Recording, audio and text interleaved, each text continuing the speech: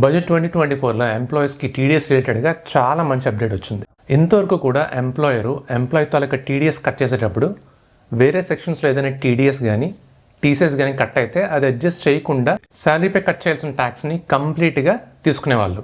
So అలా వేరే సెక్షన్లో కట్ అయిన ట్యాక్స్ని మళ్ళీ రిఫండ్ తెచ్చుకోవాలంటే నెక్స్ట్ ఇయర్ వరకు వెయిట్ చేయాల్సి వచ్చేది. సో ఎంప్లాయీస్కి వాళ్ళ డబ్బులు బ్లాక్ అయిపోవడం వల్ల లిక్విడిటీ ఎఫెక్ట్ అయ్యేది.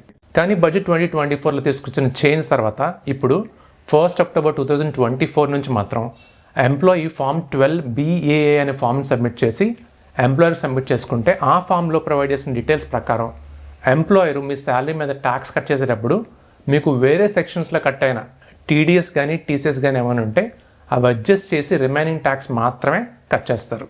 దీనివల్ల మీకు ముందు ట్యాక్స్ కట్ అయిపోయి మళ్ళీ ఐటీఆర్ తర్వాత ఫైల్ చేసుకుని రిఫండ్ క్లెయిమ్ చేసుకోవడం లాంటి ఇబ్బందులు ఉండవు అన్నమాట. మీరు ఎంప్లాయ్ అయితే మాత్రం డెఫినెట్గా ఈ ఆప్షన్ యూస్ చేసుకోండి. డీటెయిల్డ్ వీడియో అండ్ ఆ ఫామ్ని ఎలా ఫిల్ చేయాలి అనే ప్రాసెస్ని మీకు స్క్రీన్పై లింక్ చేస్తాను, చెక్ చేయండి. Thank you.